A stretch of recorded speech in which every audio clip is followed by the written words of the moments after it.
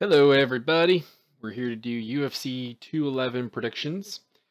And right out the bat, this is a very good card. I think if you're intrigued by the technical aspects of MMA and the potential combinations of a really well made fight, this is a very interesting card. Even with the loss of the Sergio Pettis versus Henry Cejudo fight, which I was looking forward to, and I'm disappointed to see it go. But in truth, still a very good card. I do, to a degree, question its casual appeal, and I wonder what kind of numbers it'll do. I hope that I'm wrong in making that kind of statement, and that this is going to be a much bigger event than I think it will be, but we'll see. We got two title fights. By the way, as a side note, I think this card also emphasizes some of the problems with UFC marketing right now. Is that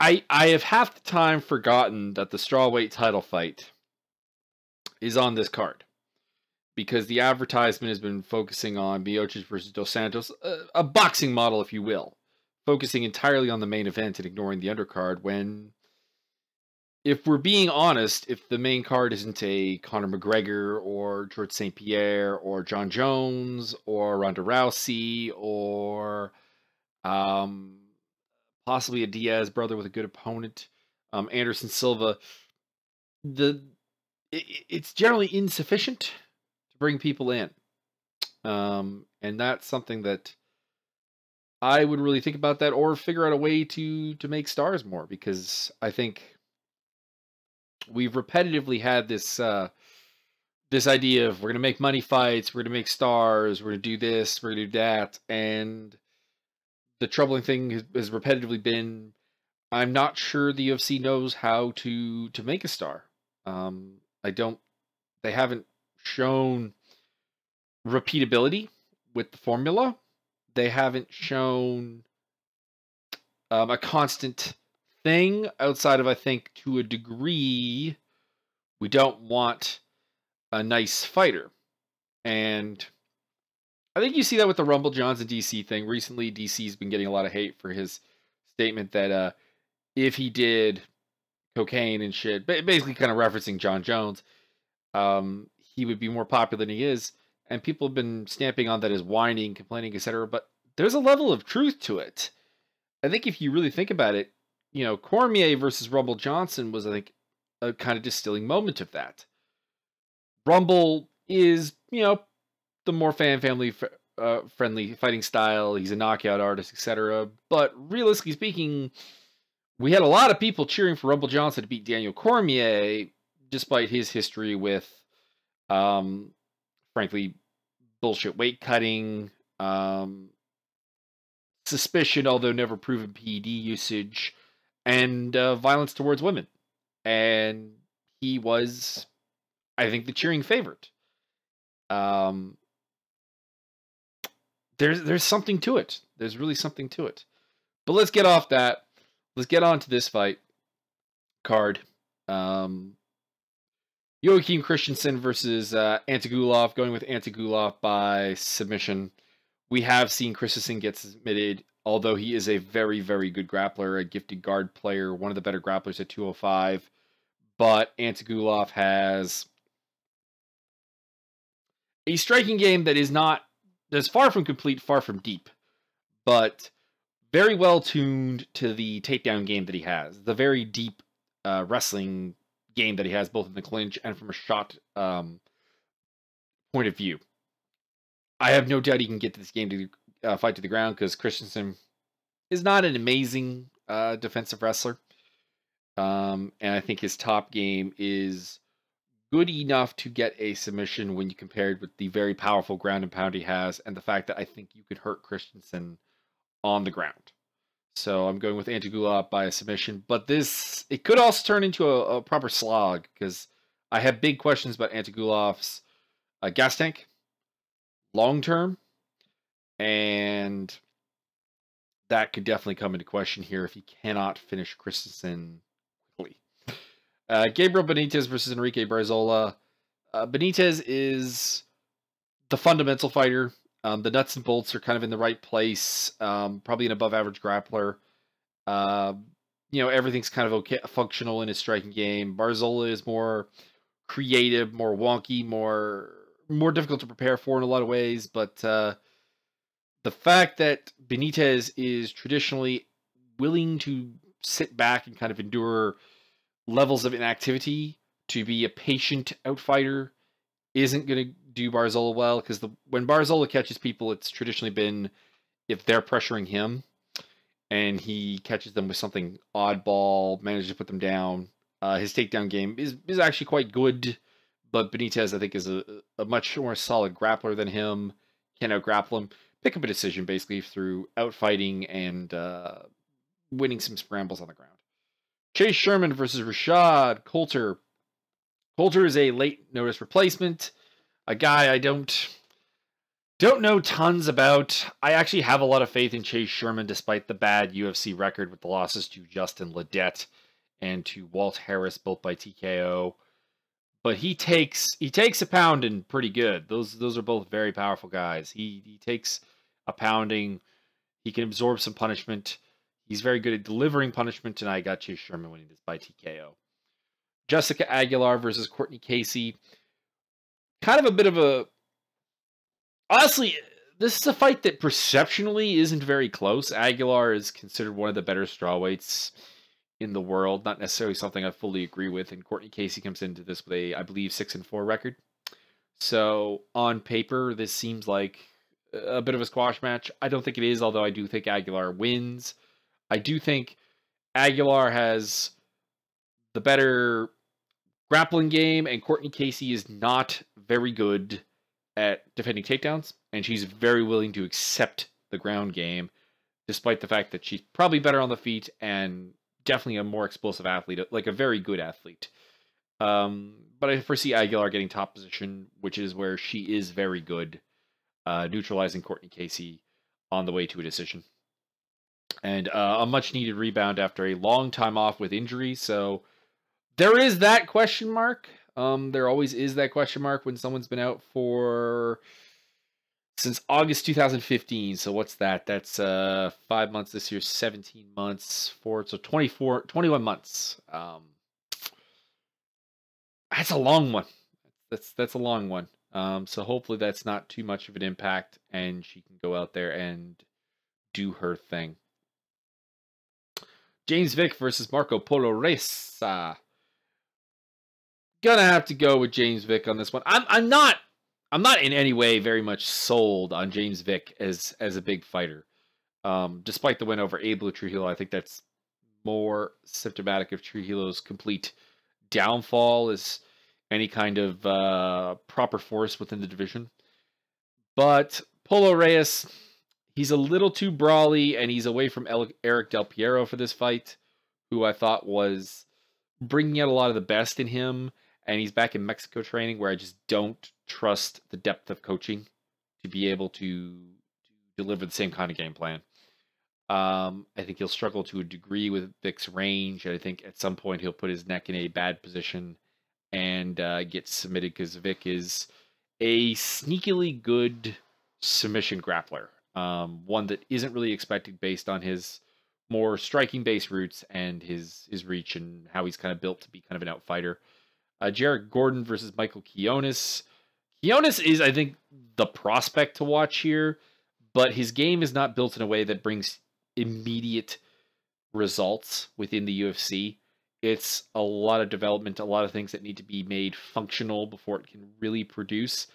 He's a very good athlete. That's why I think he is the better prospect. But Jared Gordon is much more ready here. A deep wrestling game, pretty good top control. Striking is not bad. Kind of your traditional wrestle boxer.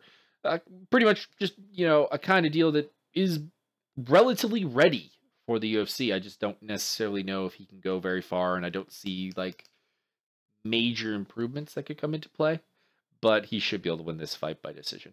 Chad Skelly, Jason Knight. I'm looking forward to this fight. I am a sick MMA fan, diseased MMA fan, because I really like watching Chad Skelly fight, and it's not really a fan pleasing style. It's very much about the technical aspects of his game, the deep game he has, especially for the wrestling, the takedowns, the striking that shouldn't work but kind of does, the submission game he has. I don't think he'll submit Jason Knight. Knight is himself a very good submission grappler.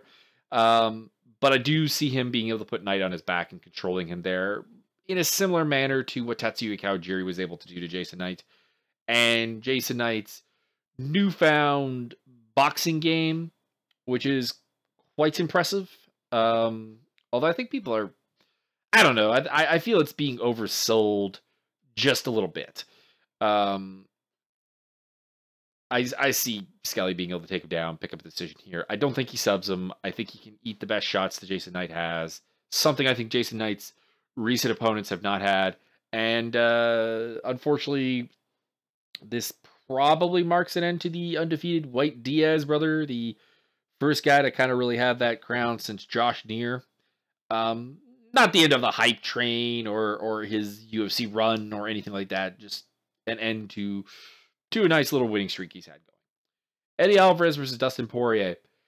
If this fight had happened before the Conor McGregor fight, I would have picked Alvarez. And it's not anything that fight showed me about Alvarez's game or Alvarez losing makes me lose faith in him, because we've seen Eddie Alvarez lose before. That is nothing new. We've seen Alvarez hurt before. That is also nothing new. My problem is more the post-fight interviews, talk up, media from Alvarez has me really concerned that he's kind of living in a place in his head that he has not been particularly before. And that's always kind of a questionable thing.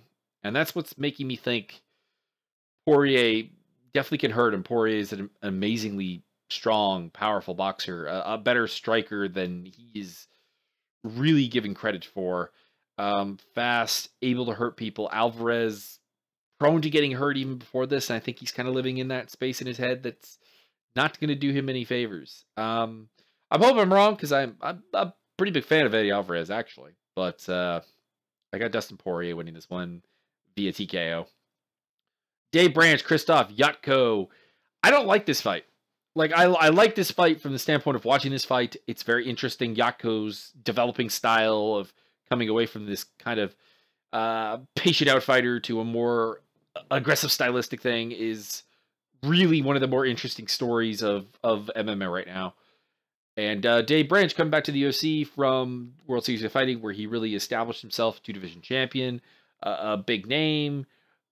I'm a big fan of him as well, but the fight's optics are not good.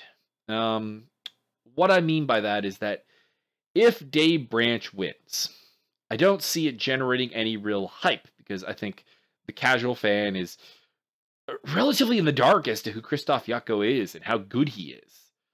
And if Yatko wins, I feel like it just ends up being one of those devaluation of a pickup of another organization's champion, because of course World Series of Fighting, while not a direct competitor with the UFC, it had kind of like a Bellator-esque position where they weren't the UFC's buddy. They were a potential bidding opponent for fighter services.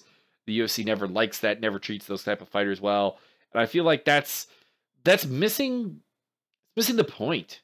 Frankly, not that Dave Branch I think is a amazing potential star, because he's really not. He's not the most exciting fighter in the world, not the most exciting personality. You know, bit of an older fighter, but you take like Justin Gaethje is coming over from that same environment of the World Series and has a potential to be I think a very big star. I think a very fun action fighter. If you don't enjoy watching Justin Gaethje fight, I don't really know what to say. And we're gonna see him come in, and if this is how you treat a World Series of Fighting champion, excuse me, it's just a bad start. If they're gonna do kind of the thing they did with Bellator champions and the Pride fighters, where the UFC gets this ego trip of we have to prove that we, in fact, were the better promotion, and it doesn't matter what you think. For the fight itself, I see Branch probably being able to get this to the ground. He's a very good top control, shutdown grappler. I see him being able to do those things to Yatko and picking up a decision. I don't see him finishing him because Yatko, tough guy, difficult to finish, isn't going to give you a lot of opportunities, and Branch isn't the type of guy to go all out, sell out for a small opportunity, and go for the finish in that regard. On the feet, Yako's the better striker. I just feel that he's going to end up on the ground some and not particularly able to get up overly effectively. Yeah, Rodriguez, Frankie Edgar. Yeah, Rodriguez is an incredibly exciting prospect. I love watching him fight. He's unconventional and it works. He's absolutely great to watch. His gas take is so impressive. That fight with Alex Caceres at altitude is really a tremendous achievement for him. Do I think he's quite ready for Frankie Edgar, who is the preeminent wrestle boxer of the division? The answer, I feel, is no. And I'm picking Edgar by decision. There's not really anyone or any performance that Rodriguez has had that makes me think he's ready, especially with his style that I think is easy to work takedowns into, that is going to work against Edgar right now. I still think that as exciting as his current style is, it needs to de-excite a little bit, to simmer down a tad, to be effective against top-notch competition. And perhaps we will see it here, and perhaps we may even see a knockout. But I think Edgar's chin is still very solid. His ability to take punishment is still there. I think his ability to wrestle is still there. I think he can pick up the decision here. Demian Maia versus George Masvidal. I also don't like this fight. Maia, realistically, looking at Maia's run through the welterweight division, he should be getting a title shot. Matt Brown, Carlos Condit, Gunnar Nelson, Neil Magny, Ryan LaFleur, a number of other people have fallen to him during this stretch. He's got that loss to Jake Shields and the loss to Rory McDonald. And do I feel that he is like this unbeatable guy in the division? No, I do not. In fact, I would pick Woodley to beat him in a fight, but this goes back to this idea of destroying the architecture of divisions to make these big money fights, especially with a guy like Woodley, when the big money fights, I don't think exist. I don't think he's a draw enough against most people. And who is he supposed to fight that's going to be this kind of big money fight? I think they've toyed with the idea of having him fight Nick Diaz. That would be, I suppose, a big money fight. But I would... So would Diaz versus Maia if Maia beats Woodley. So why not do that fight? It's just, oh man, like they were talking about Maia as like this contender when he beat Carlos Condit.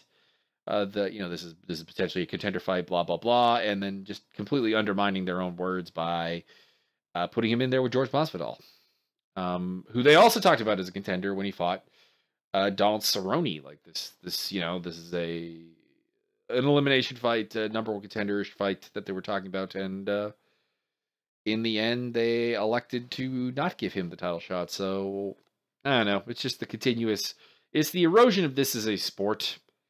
And that would work if they seem to know how to make money and make big money fights. I just keep saying, I don't think they do. And that makes matchmaking like this just kind of annoying. As for the fight itself, we know what Maia brings to the table. A fantastic takedown artist, perhaps the best grappler, definitely in the division, possibly in MMA as a whole. George Masvidal, super well-rounded guy, good boxer, good grappler, pretty good wrestler, not the easiest guy to take down.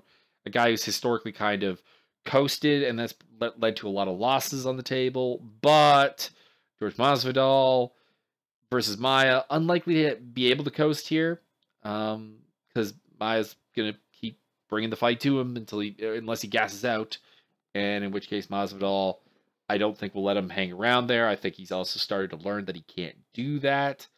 I'm taking George Masvidal to win by TKO in this fight. Amazingly so. I just think that he's too dangerous and too good at, simply put, surviving. He's an amazing survivalist fighter. Something that I think is incredibly undersold, and he's been submitted twice. Paul Rodriguez early in his career, and then Topi Amado with the inverted triangle choke. I just think he can survive on the ground, and I don't feel that Maia, between his still kind of lackluster stand-up game and the fact that his gas tank has never been fantastic at welterweight, that he's going to run out of energy trying to take down Masvidal, because he's going to make him work for every inch he gets. And eventually we're going to end up with a pretty tired Demian Maia getting smoked in the face by George Masvidal. So Masvidal, TKO. Joanna Jędrzejczyk versus Jessica Andrade. Jędrzejczyk is at the point where I don't really see myself picking against her.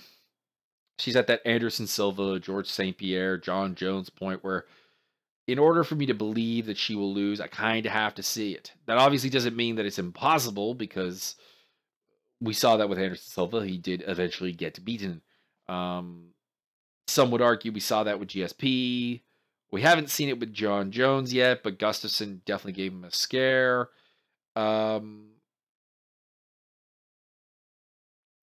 So how do I see this fight going? Andrade, really a girl who might benefit from the 125 class that they're talking about bringing in. She's very big. The weight cut's got to be a little bit difficult for her.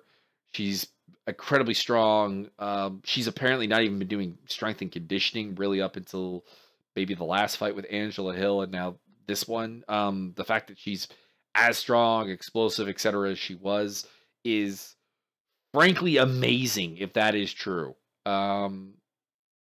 She is probably the strongest physical specimen that Jędrzejczyk's had to fight. Great in the pocket with her strikes. Pretty good submission game, although it's a little bit brute in nature. Not really a lot of finesse to it. But I see Jędrzejczyk being able to keep this standing, being nasty in the clinch, being nasty at range, just being Joanna Champion. Just the things that she does. I don't see Andrade being able to, not that she won't have moments, not that she won't have success, but over the course of the fight, I don't see her having enough consistent success to really be the challenge right now to the champion's crown. Taking Jędrzejczyk via 4th or 5th round TKO, because I still have my doubts about Andrade. The cardio looked good against Angela Hill, but I still have my doubts about her as a championship round fighter against someone with the finishing talent of Jędrzejczyk. So, Joanna Jędrzejczyk, 4th, 5th round TKO. Moving on to the main event. We have another title fight, Stipe Miocic versus Junior Dos Santos. Honestly, a bit of a weird path to a title shot for Dos Santos. The win in a close fight over Miocic, the loss to Overeem, now win over Ben Rothwell, has generated a title shot. A little bit weird. He looked good against Ben Rothwell. It really turned the corner from me saying that Dos Santos, I thought, was kind of done heading into that fight. And he did fantastic. Proved me absolutely wrong, and maybe he'll do so here again. But I feel that Stipe Miocic, well, not a fundamentally different fighter than the one that fought Dos Santos and lost, is a good enough boxer who mixes in some powerful leg kicks at times, has good wrestling, which I think is an area where I kind of feel that Dos Santos's soul has kind of been stolen away a little bit. And I think his toughness is a little bit down. And Miocic has had this great finishing instinct, this aggression that wasn't quite there the first time they fought. And I foresee a TKO third or fourth round, because I also do have questions about Dos Santos cardio wise at this point. See him being able to take him out in the fourth round, probably with a TKO with some heavy shots. The fight will be absolutely competitive up until then. Dos Santos is a fantastic boxer, very difficult to take down. So as a result, I think Miocic's takedowns are going to be somewhat few and far between, unless he can do what Cain Velasquez did, which I don't think he's that level of wrestler, and it's kind of why it's sad that Cain has been held out for as long as he has with very injuries, and to the point where is he going to come back even in the same kind of vein as he was when he was a dominant champion? I don't know. We'll have to have well, hopefully we'll get to see. But yeah, I got Stipe and Joanna both retained their titles with late stoppages.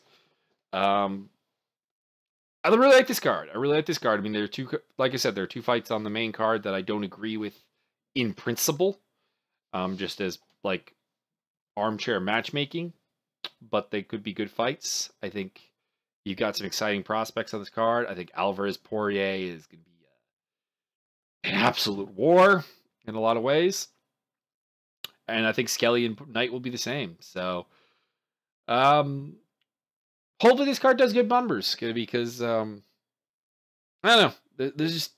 There's still some things with the UFC that I think they have to realize, that the way they are promoting things is not necessarily congruous to the long-term support of their sport.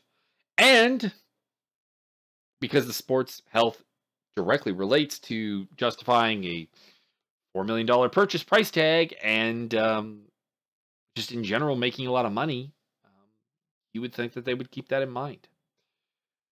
But that's all for now.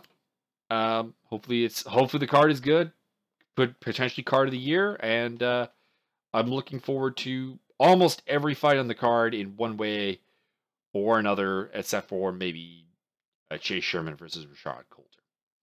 So everyone enjoy. Check out the links below, and see you next time.